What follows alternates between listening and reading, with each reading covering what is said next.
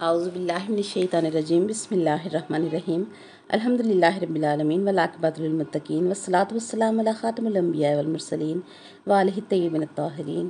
السلام علیکم ورحمۃ اللہ وبرکاتہ۔ جی کیسے ہیں ہمارے قافلہ مودت کے سب ساتھی؟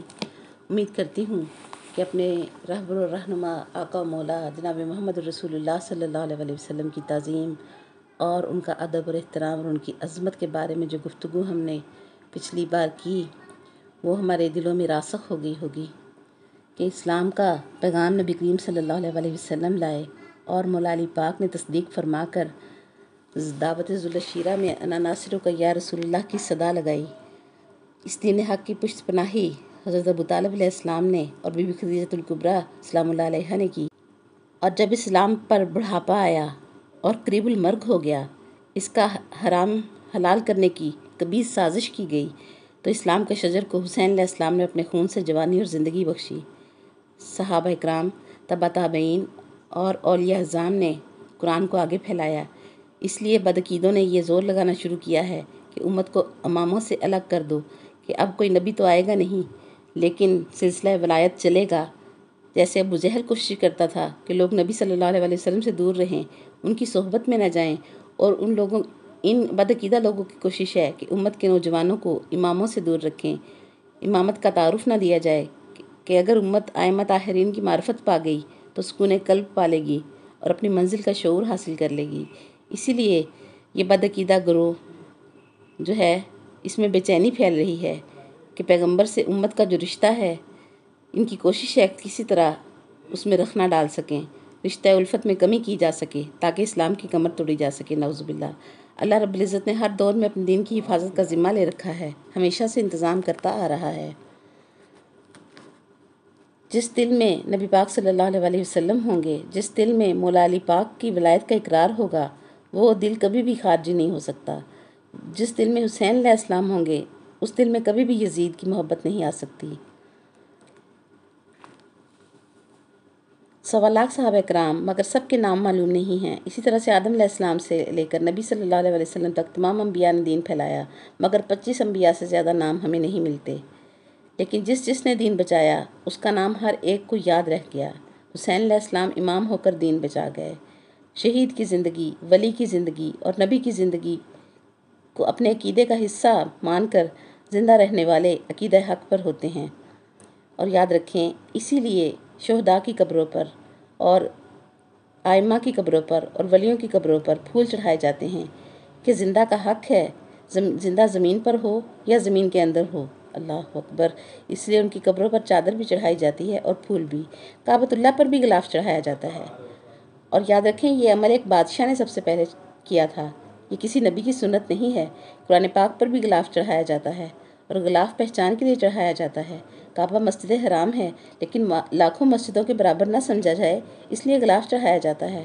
اور قرآن کتاب الہی ہے، الماری میں دوسری کتابوں کے ساتھ رکھا جاتا ہے، دوسری کتابوں کے برابر نہ سمجھا جائے، اس لیے غلاف چڑھایا جاتا ہے۔ اسی طرح سے نہ جاننے والا بھی پہچان لیتا ہے کہ کتابوں میں غلاف والا جو ہے وہ قرآن پاک ہے۔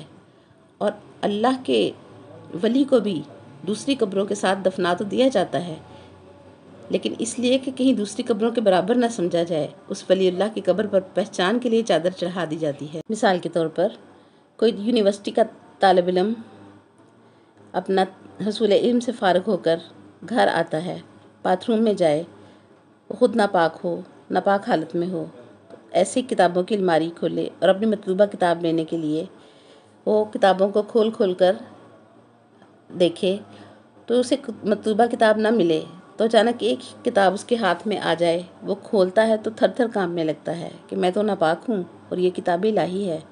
مگر چونکہ وہ غلاف کے بغیر تھی اس لیے وہ پہچان نہ سکا، بھاگ کر ماں کے پاس آیا کہ ماں قرآن تو رکھا، اچھا کیا، مگر اس پر غلاف تو چڑھا دیتی۔ اللہ اکبر۔ تو ماں بولی، کیا قرآن کو غلاف کی ضرورت ہے؟ تو پھر وہ بچہ بولا، قرآن کو غلاف کی ضرورت نہیں ہے، ہم ناپاکوں کو غلاف کی ضرورت پڑ جاتی ہے ماں۔ کعبۃ اللہ ہو، قرآن ہو یا امام علیہ السلام کی قبر ہو، غلاف کے بغیر بھی عظمت سلامت رہتی ہے، مگر ہم جیسے ناپاکوں کو غلاف کی ضرورت ہوتی ہے۔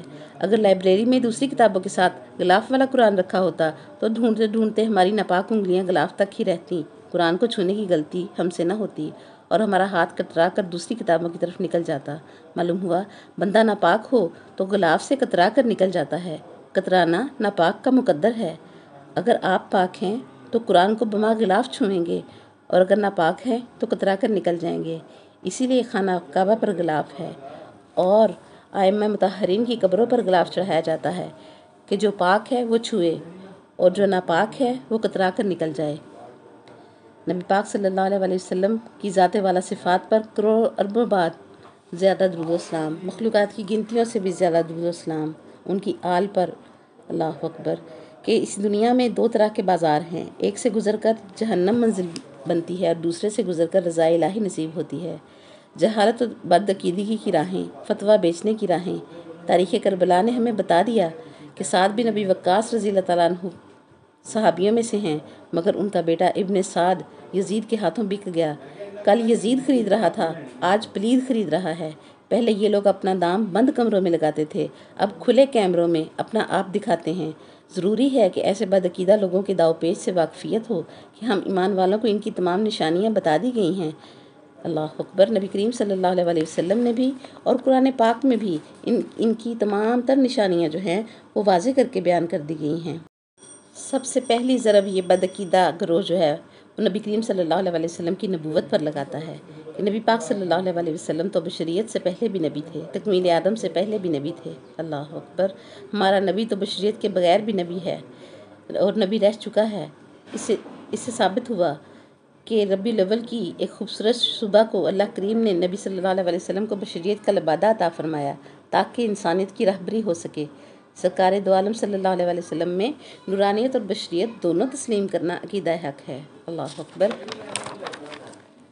زمین و زمان مکین و مکان سے پہلے نور خلق فرما کر کہاں رکھا اللہ نے بتایا ہی نہیں، اور نبی صلی اللہ علیہ وسلم کی جگہ اللہ کریم نے نہیں بتائی تو مولوی کی کیا اوقات ہے کہ نبی صلی اللہ علیہ وسلم کی جگہ بتاتا پھرے۔ نبی صلی اللہ علیہ وسلم کی تخلیق جگہ سے پہلے ہوئی، زمانوں سے پہلے ہوئی۔ اللہ کریم نے نبی صلی اللہ علیہ وسلم کو اپنے قرب میں رکھا، قرب خاص میں رکھا۔ محبوب صلی اللہ علیہ وسلم کی ذات کو اپنے سب سے زیادہ قریب رکھا۔ یہ قیمتی بے مثال لاجواب نور کا خود دیدار کیا اور پھر اس کو اپنا دیدار کروایا۔ اللہ اکبر، قرآن فرمان کے جاءکم نور من اللہ، اللہ فرماتا ہے کہ نور آیا ہے اور آتا وہی ہے جو پہلے سے ہو۔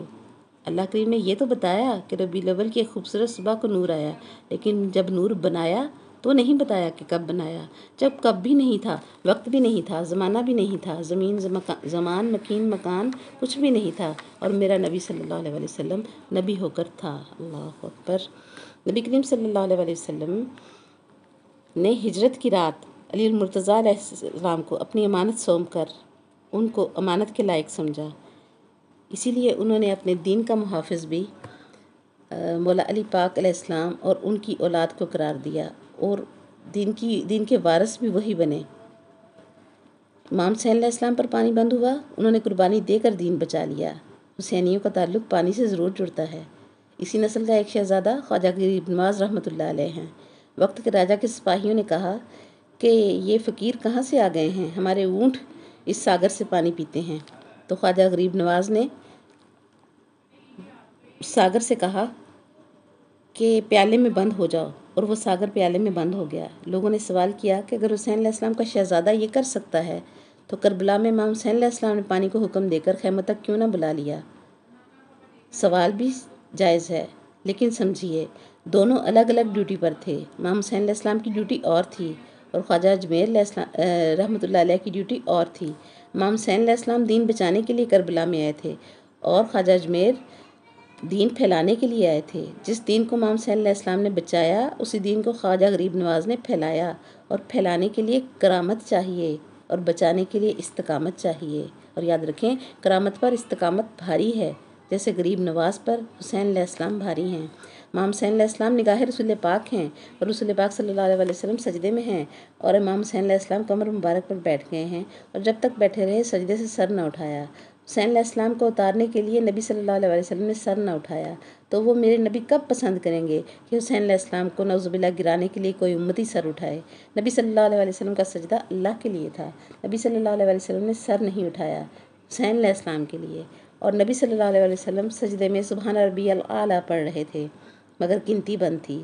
دل میں خیال حسین ہے کہ میری پیٹھ پر حسین علیہ السلام بیٹھے ہیں، زبان پر ذکر خدا ہے، دل میں خیال حسین ہے۔ اب حسین علیہ السلام کی عظمت سمجھ آتی ہے کہ محبوب رب العالمین صلی اللہ علیہ وسلم سجدے میں ہوں تو قرب کی منزل کی انتہا سوچ سے بھی بالا تر ہے۔ مقام حسین علیہ السلام سمجھ کر بھی ہمارا یہ ایمان کہ حسین علیہ السلام نبی صلی اللہ علیہ وسلم کے امتی ہیں، صداقت و شجاعت اور امامت کے باوجود وہ نبی پاک کے امتی ہیں، ذوالفقار حیدری کی دھار ہیں مگر امتی ہیں، فاطمہ زہرا سلام اللہ علیہ کی چادر کا وقار ہیں مگر امتی ہیں، قوت بازو حیدر کرار ہیں مگر امتی ہیں، انتخاب پروردگار ہیں مگر امتی ہیں، نبی صلی اللہ علیہ وسلم کے دل کا قرار ہیں مگر امتی ہیں۔ معلوم ہوا اگر امتی کے خیال سے نبی صلی اللہ علیہ وسلم کی نماز باطل نہ ہوئی تو نبی صلی اللہ علیہ وسلم کا خیال آنے سے امتی کی نماز کیسے خراب ہو سکتی ہے؟ یہ بدعقیدگی پھیلائی جاتی ہے، اس سے خود کو بھی بچائیں اور اپنی اولادوں کو بھی شعور عطا کریں۔ کوئی عمل بھی دکھاوے کے لیے نہ کریں۔ اگر کسی نیک بندے کو یا کسی ایسے بندے کو جو اپنے زندگی میں اپنے رب کے ساتھ کسی بھی قرب کی حالت میں ہو، اس کو نماز پڑھتے ہوا نہ دیکھو تو یہ مت کہنا کہ نماز نہیں پڑھتا، بلکہ یہ کہو کہ یہ نماز پڑھتے ہوئے دکھتے نہیں ہیں۔ یہ ادب ہے۔ اللہ کا ولی نماز ہر حال میں پڑھتا ہے، مگر بعض لوگ جو ہوتے ہیں وہ دکھانے کے لیے نہیں پڑھتے۔ ہاں، بدعقیدہ لوگوں کی جماعت دکھانے کے لیے ہی پڑھتی ہے۔ اگر ان کو نہ دیکھو تو دروازہ کھٹکھٹا کر مسجد میں لے جا کر دکھاتے ہیں کہ دیکھو ہم نماز پڑھ رہے ہیں، اور پھر گھر سے 40 دن کے لیے ساتھ لے جاتے ہیں کہ دیکھو ہمیں، دیکھو ہم نماز پڑھ رہے ہیں۔ استغفر اللہ۔ جبکہ اللہ والے نماز اللہ کی رضا کے حصول کی نیت لے کر پڑھتے ہیں۔ اللہ والے کی نماز قلبی کیفیت کے ساتھ ہوتی ہے۔ سید وارث علی شاہ کے بارے میں مشہور ہے، ان کی نماز کی مثال تاریخ میں ملتی ہے کہ امام کے پیچھے نیت کرنے والے تو اللہ کریم نے چونکہ حکم دیا ہے کہ جب نیت امام کے پیچھے کرو تو پھر یہ وعدہ ہو جاتا ہے کہ میں اس امام کے پیچھے نماز پڑھتا ہوں، تو یہ امام تو نماز کی نیت باندھ کر درزی، نائی، کسائی اور کرایہ لینے والے کی دکان اور چندہ لینے والے سیٹھ صاحب کے گھر تک دوڑتا رہتا ہے۔ تو سید وارث علی شاہ فرماتے، میں کہاں اس کے پیچھے پیچھے دوڑتا رہوں، میں بوڑھا آدمی ہوں، کہاں کہاں پیچھے جاؤں اس امام کے ساتھ۔ ایک دن ایک آل رسول صلی اللہ علیہ وسلم میں سے امام آیا اور فرماتے ہیں کہ اس نے امامت کی، نماز پڑھائی اور اللہ اکبر کہتے ہی خود بھی حضوری میں پہنچ گیا اور مجھے بھی پہنچا دیا۔ نہ وہ خود دوڑا اور نہ اس نے مجھے دوڑایا۔ سبحان اللہ۔ مولا مشکل کشا کو اتنا بے تکا تیر کھوب گیا کہ چھونے نہیں دیتے تھے، تکلیف کی شدت اتنی کہ ٹچ بھی برداشت نہ ہوتا تھا۔ تاریخ گواہ ہے کہ کسی سیانے نے کہا ان کو نماز میں جانے دو، نماز کے دوران یہ تیر کھینچ لینا۔ ایسا ہی ہوا، تیر نکال لیا گیا اور مولا علی المرتضیٰ کو احساس تک نہ ہوا۔ نماز وہی نماز جس میں دنیا کا خیال نہ ہو، سجدہ کے دوران طاقت سے تیر کو نکال لیا گیا اور مولا کائنات کو خبر نہ ہوئی۔ دنیا کو تو کیا بھولنا تھا، علی المرتضیٰ علیہ السلام خود کو بھی بھول گئے۔ اب جب علی علیہ السلام کی نماز ایسی ہے تو نبی صلی اللہ علیہ وسلم کی نماز کیسی ہوگی؟ کیا نبی صلی اللہ علیہ وسلم نماز میں دنیا کا خیال کریں گے؟ اللہ اکبر۔ کوئی ولی نماز میں دنیا کا خیال نہ کرے، علی علیہ السلام نہ کریں تو نبی صلی اللہ علیہ وسلم دنیا کا خیال کیسے کر سکتے ہیں؟ جس کو یقین ہے مصطفیٰ کریم صلی اللہ علیہ وسلم کی سیرت پر، وہ یہ مان ہی نہیں سکتا کہ نبی صلی اللہ علیہ وسلم نماز میں دنیا کا خیال کر سکتے ہیں۔ اور دوسری طرف حسین علیہ السلام کا خیال کیا، سجدے میں بھی خیال رکھا۔ طول سجدہ عمل کے خیال کی دلیل ہے۔ اب یہ معلوم ہو گیا کہ حسین علیہ السلام کو دنیا کہو گے یا دین کہو گے۔ اگر تم نے امام حسین علیہ السلام کو دنیا کہا تو نعوذ باللہ نبی صلی اللہ علیہ وسلم کی نماز پر اعتراض ہوگا، اور نبی صلی اللہ علیہ وسلم کی نماز پر اعتراض کرنے والا ایمان سے ہاتھ دھو بیٹھے گا، مسلمان ہی نہ رہے گا۔ پیغمبر دنیا کا خیال کبھی بھی نماز میں نہیں کر سکتے، اسی لیے امام حسین علیہ السلام دین تھے، دین ہیں، اسی لیے خیال حسین علیہ السلام دنیا نہیں ہے، دین ہے۔ حسین علیہ السلام کی نورانیت دین ہے، اسی لیے تو معین الدین چشتی اجمیری نے کہا تھا کہ 10 دین است حسین، دین پناہ است حسین، شاہ است حسین، بادشاہ است حسین۔ پہلے نبی صلی اللہ علیہ وسلم نے دین کی پہچان کروائی، پھر اپنی اہل بیت علیہ السلام کی مودت کو دین بتایا اور ولایت علی علیہ السلام کے اقرار کو دین بتایا۔ پھر قیامت تک یہ دین نبی صلی اللہ علیہ وسلم کی پہچان بنے گا۔ دین نبی کو منوائے گا اور نبی دین کو منوائیں گے۔ اسی لیے فرمایا حسین منی و انا من الحسین، میں حسین علیہ السلام کی پہچان کرواؤں گا اور حسین میری پہچان کروائے گا۔ اب سوچیں، خواجہ غریب نواز نے اپنے اس کلام کے کسی مصرے میں حسین اور یزید کا نام اکٹھا نہ لیا۔ فرمایا سرداد نہ داد دست در دست یزید، حقہ کے بنا الہ الہ است حسین۔ اللہ اکبر۔ کربلا میں دیکھو تو یزیدیوں نے سر کاٹا مگر حسین علیہ السلام کا ہاتھ نہیں کاٹا۔ یزیدیوں کے دماغ اور ذہن پر قبضہ حسین علیہ السلام کا ہے۔ حسین علیہ السلام نے واضح کر دیا کہ اے میرے دشمنوں، وہی کاٹ کر لے جانا جو میں دینے پر تیار تھا، وہ نہ کاٹنا جو میں کبھی بھی دینے پر تیار نہ تھا۔ کربلا میں داخل ہوتے ہی مولا حسین نے عزم کیا تھا کہ سر تو دے دوں گا مگر ہاتھ نہیں دوں گا۔ شہادت کے بعد بھی کٹا ہوا ہاتھ بھی نہ دیا، سر دے دیا مگر کٹا ہوا ہاتھ نہ دیا۔ بتا دیا کہ اے غلاموں سنو، ظاہری حیات میں بھی ہاتھ نہ دیا، اب بھی نہیں دیا۔ سر میرا تھا کاٹ لیا، لیکن ہاتھ میرے نانا کی شریعت کا ہے، یہ نہیں دوں گا۔ اسی لیے غریب نواز نے فرمایا تھا سرداد نہ داد دست در دست یزید۔ اللہ اکبر۔ امام صلی اللہ علیہ السلام نے اسلام کو فتنوں سے بچایا، مظلوم تھے مجبور نہ تھے۔ اس اسلام کو نبی صلی اللہ علیہ وسلم نے کائنات کو دیا اور نبی پاک صلی اللہ علیہ وسلم کے وفادار صحابہ کرام نے اور ان کی آل پاک نے پھیلایا۔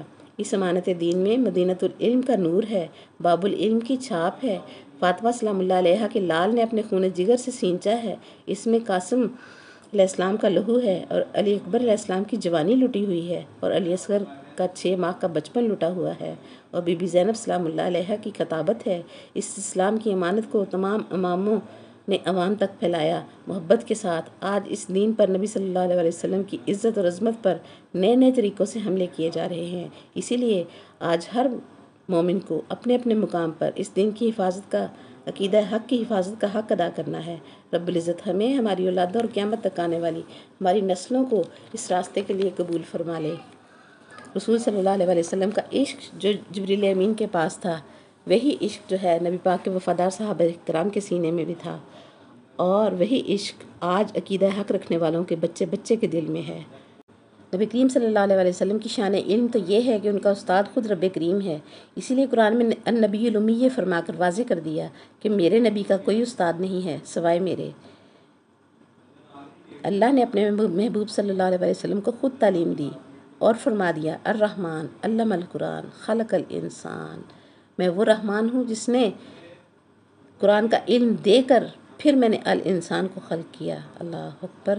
دنیا میں ہمیں ملا پڑھائے تو ہمیں خطاب ملتا ہے شیخ الہند حکیم الامت کہ یہ آدمی جو ہے وہ فلاں مدرسے کا پڑھا ہوا ہے یا فلاں جو ہے عالم سے پڑھا ہوا ہے، اور آقا کریم صلی اللہ علیہ وسلم اللہ کریم سے پڑھے ہوئے ہیں۔ یاد رکھیں، قرآن کی محفل میں بیٹھنا ثواب، پیغام میں قرآن سننا ثواب، علماء حق کو دیکھنا ثواب، نعت شریف ثواب، درود و سلام ثواب، سب جمع کر کے اصال ثواب جو ہے وہ کر دیا جاتا ہے۔ اصال ثواب کا عقیدہ حق ہی ہمارے والدین، ہمارے آباء و اجداد، جمیع انعمت علیہم، جمیع مومنین مومنات، مسلمین مسلمات، سب کو بوسیلہ نبی صلی اللہ علیہ وسلم اور آل نبی صلی اللہ علیہ وسلم فیض یاب کرتا ہے۔ اور اگر یہ اصال ثواب کا رد ہی کر دیا جائے تو پھر بچتا کیا ہے؟ مارکیٹ میں سب سے پہلے آنے والا موبائل بہت بڑا تھا، باہر کال کے بھی پیسے لگتے اور سننے کے بھی پیسے لگتے، اسی طرح سے نئے نئے ماڈل آتے چلے گئے، اور آخری لیٹسٹ آج تک موبائل جو آئے ہیں وہ تصویر بناتے بھی ہیں دکھاتے بھی ہیں، مگر پچھلے موبائلوں کی ساری خوبیاں آخری والے میں موجود ہوتی ہیں۔ کوئی بھی آخر میں آنے والا پرانوں کا دشمن نہیں ہوتا، پرانوں کی تمام خوبیاں اس میں موجود ہوتی ہیں، مگر جو نئے میں خوبی ہوتی ہے وہ پرانوں میں نہیں ہوتی۔ اسی طرح سے اللہ تعالیٰ کی ساری کتابیں سر آنکھوں پر، مگر قرآن آخری کتاب ہے۔ ساری کتابوں کی خوبیاں قرآن میں ہیں، مگر قرآن کی نئی خوبیاں پچھلی کتابوں میں نہیں ہیں۔ یہودیوں کی کتاب اولڈ تورات اور انجیل کو عیسائی نیو انجیل کہتے ہیں، جبکہ قرآن لیٹسٹ کتاب ہے۔ اولڈ اور نیو کو چھوڑ کر آخری کتاب کو کیوں نہیں لیتے، اس کو کیوں نہیں سمجھتے، لیٹسٹ مذہب کیوں نہیں اختیار کرتے؟ جب زندگی میں ہر چیز لیٹسٹ چاہیے تو بندگی میں بھی تو ہمیں لیٹسٹ ہونا چاہیے نا۔ صرف اسلام آخری دین ہے، محمد صلی اللہ علیہ وسلم آخری نبی ہیں، اور مسلمان کے بعد کوئی لیٹسٹ امت نہیں آئی۔ بندگی کا لیٹسٹ معیار چاہتے ہو تو بدعقیدہ مسلمان کے ساتھ نہ ہونا، عقیدہ حق اور عقیدہ قرآن کی طرف آؤ۔ زبور اور تورات اور انجیل سب پر ہمارا ایمان، اور قرآن پاک ان سب کلاموں میں افضل ترین کلام ہے۔ حالانکہ سارے ہی کلام اللہ کے ہیں، ان سب کا متکلم ایک ہے، مگر ان کلاموں کو وصول کرنے والے درجات میں فرق ہیں۔ زبور داؤد علیہ السلام نے لی، تورات موسیٰ کلیم اللہ نے لی، انجیل عیسیٰ روح اللہ نے لی، اور قرآن لیا محمد رسول اللہ صلی اللہ علیہ وسلم نے۔ فضیلت کا معاملہ دینے والے میں نہیں ہے کہ دینے والا تو ایک ہے، فضیلت کا معاملہ لینے والوں میں ہے۔ جس طرح رسول اللہ صلی اللہ علیہ وسلم کا جواب رسولوں میں نہیں ہے، اور اسی طرح سے کتاب اللہ کا جواب کتابوں میں نہیں ہے۔ انجیل، زبور، تورات، اللہ کی ان کتابوں کا حافظ صرف نبی ہوا کرتے تھے۔ زبور کے حافظ حضرت داؤد علیہ السلام ہیں، ان کی امت نہیں۔ اسی طرح سے ہر کلام زبانی یاد ہوتا صرف اس کتاب کے نبی کو، مگر امت میں سے کسی کو یاد نہ ہوتا۔ پرانی کتابوں کے صرف نبی ہی حافظ بنے، مگر قربان جاؤں مدینے والے پر کہ جو نبیوں کو ملتا تھا امتیوں کو بانٹ دیا۔ ساری دنیا میں حافظ قرآن موجود ہیں، ہر محلے ہر علاقے میں حافظ موجود ہیں۔ اللہ نے نبیوں کو ہی حافظ بنایا، جبکہ نبی صلی اللہ علیہ وسلم نے دنیا کے ہر کونے میں حافظ قرآن بنا کر دکھا دیے۔ موجودہ پوپ پوری عیسائی دنیا کا ترجمان ہے، مگر اسے انجیل یاد نہیں ہے۔ 80 سالہ عمر رکھنے والا بائبل کا حافظ نہیں ہے، اور پوری عیسائیت کا مذہبی رہنما بننے کا دعویٰ کرتا ہے۔ اسلام نے ہر ذات برادری میں سے حافظ قرآن بنا کر امامت کے مسلح پر کھڑا کر دیا، تاکہ اگر کوئی کسی کو نیچی ذات کا بھی سمجھتا ہو تو اسلام کا یہ روپ بھی دیکھے کہ آل رسول صلی اللہ علیہ وسلم بھی اس کی امامت میں نماز ادا کر رہی ہے۔ یعنی کوئی سید بادشاہ ہے تو وہ بھی حافظ قرآن کی امامت میں نماز ادا کر لیتا ہے۔ یاد رکھیں، پانی کبھی پہاڑ پر نہیں ٹھہرتا، مگر تالاب اور ندی، نہر اور دریا میں وسعت کے مطابق سما جاتا ہے، اور سمندر کا دامن سب سے بڑا ہوتا ہے، اس لیے سمندر سب سے زیادہ لے لیتا ہے۔ برستا تو پانی پہاڑی پر بھی ہے، مگر پہاڑی کے پاس کچھ ہوتا ہی نہیں۔ اس طرح نبی صلی اللہ علیہ وسلم رحمت بن کر پوری کائنات پر نگاہ رحمت برساتے ہیں، مگر طلب رکھنے والا، دامن پھیلانے والا اپنی وسعت کے مطابق رحمت صلی اللہ علیہ وسلم وصول کر لیتا ہے۔ کالا، گورا، مرد، عورت، سب نے دامن پھیلایا، سب کو مل گیا۔ میرے نبی صلی اللہ علیہ وسلم کے دینے میں فرق نہیں ہے، لینے والوں میں فرق ہوتا ہے۔ جو اکڑا رہتا ہے سیدھا کھڑا رہتا ہے، جھکتا ہی نہیں، وہ خالی رہ جاتا ہے۔ ابو جہل اور ابو لہب اپنے تکبر میں محروم رہ گئے، اور مولا علی علیہ السلام، سلمان فارسی رضی اللہ تعالیٰ عنہ، ابو ذر غفاری رضی اللہ تعالیٰ عنہ، مقداد رضی اللہ تعالیٰ عنہ اور اس طرح کے وفادار صحابہ کرام نے بچھ کر اپنا دامن پھیلایا، اور قیامت تک وہ امر ہو گئے۔ قرآن پاک اللہ کریم کا کلام ہے۔ اللہ کریم حد اور حدود سے پاک ہے۔ متکلم پیدا ہی نہیں ہوتا تو کلام کیسے پیدا ہوتا؟ معلوم ہوا اللہ پیدا نہیں ہوا، جو پیدا ہو جائے وہ اللہ نہیں ہوتا۔ اس لیے اللہ کی ذات کسی جگہ یا شہر سے منسوب بھی نہیں ہے، مگر قرآن کی کچھ صورتیں مکی اور کچھ مدنی کہلاتی ہیں۔ وجہ یہ ہے کہ اللہ کریم خود مکی مدنی نہیں کہلاتا، مگر قرآن کے وسیلے سے اللہ کریم اپنا اور اپنے محبوب صلی اللہ علیہ وسلم کا تعلق بتانا چاہتا ہے کہ جب میرا محبوب مکی ہوا تو قرآن بھی مکی ہو گیا، اور جب میرا محبوب مدنی ہوا تو میرا قرآن بھی مدنی ہو گیا۔ اللہ اکبر۔ موسیٰ علیہ السلام کلیم اللہ ہیں۔ اللہ کریم نے اجازت دی کہ جب چاہو، جب تک چاہو، جیسی چاہو اپنی یا کسی دوسرے کی بات کر سکتے ہو، مگر اے میرے موسیٰ، ایک شرط ہے کہ یہ کام ہر جگہ پر نہیں ہوگا۔ کوہ طور پر آؤ، اپنی بات کرنی ہے طور پر آؤ، کسی کی بات کرنی ہے طور پر آؤ۔ اللہ اکبر۔ کوہ طور فکس جگہ ہے، معاملہ حل کرنا ہے، ہدایت چاہیے تو کوہ طور پر آؤ، نشانیاں چاہیے کوہ طور پر آؤ۔ مگر اے میرے محبوب صلی اللہ علیہ وسلم، میرے سب سے زیادہ قریب میرا محبوب آپ ہو۔ موسیٰ کلیم اللہ نہیں ہے، اور آپ کے لیے کوئی جگہ فکس نہیں ہے۔ جہاں جہاں آپ رہو گے وہاں وہاں وحی الہی نازل ہوتی رہے گی۔ غار حرا میں، مکان میں، میدان میں، مسجد میں، مکہ میں، مدینہ میں، محفل میں، تنہائی میں۔ اللہ اکبر۔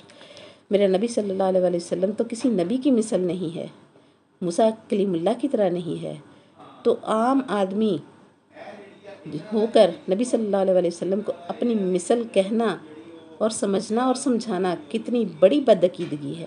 اللہ پاک نے واضح کر دیا کہ کلیم اللہ اور ہیں اور حبیب اللہ اور ہیں، اور وہ کسی بگڑے ہوئے مولوی عبداللہ کی طرح کیسے ہو سکتے ہیں؟ یاد رکھیں، مومن کی غریبی اس کی کمزوری نہیں ہوتی، مومن غریبی میں بھی شان سے رہتا ہے، قرآن سے رشتہ جوڑ کر جیتا ہے، صاحب قرآن سے دل کی ڈور باندھ کر جیتا ہے، اور ان کی آل پاک کی غلامی میں اپنے آپ کو سردار سمجھتا ہے کہ اگر میں غریب ہوں تو میرے غریب نواز بھی ہیں، اور نبی صلی اللہ علیہ وسلم کی صورت میں غم خوار اور غم گسار ہستی ہر وقت میرے لیے دعا گو رہتی ہے، وہ جیتے جی پرسکون رہتا ہے، اللہ اکبر، جبکہ دنیا میں ملنے لگا لینے والا فکر میں ہی جیتا رہتا ہے۔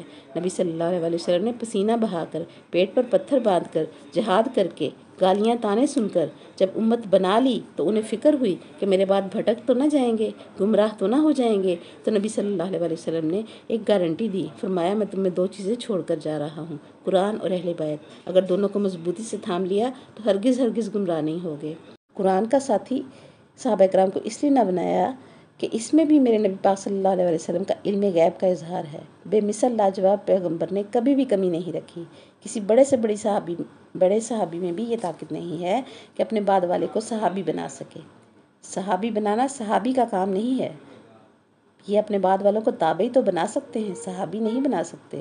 مزار مبارک کی حیات میں صحابی بننا بند ہو چکے ہیں، اور ہر وفادار صحابی کے قدم ناز پر ہر ایمان والا قربان، مگر نبی صلی اللہ علیہ وسلم جانتے تھے کہ صحابی 25 سال گزرنے کے بعد کم ہوں گے، 50 سال بعد اور مزید کم ہوں گے، اور 100 سال بعد دنیا سے پردہ کر چکے ہوں گے اور صحابہ بننا بند ہو چکے ہوں گے۔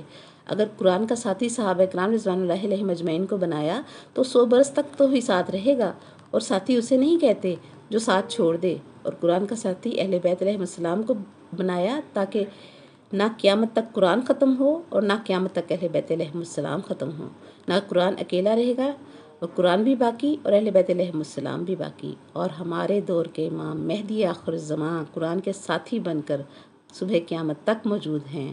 رب العزت ہمیں ان دونوں نعمتوں کو مضبوطی سے تھام کر زندگی گزارنے کی توفیق عطا فرمائے۔ آج کے لیے اتنا ہی، وآخر دعوانا الحمدللہ رب العالمین۔ سبحانک اللہم وبحمدک ونشہد ان لا الہ الا انت نستغفرک ونتوب الیک۔ السلام علیکم ورحمۃ اللہ وبرکاتہ۔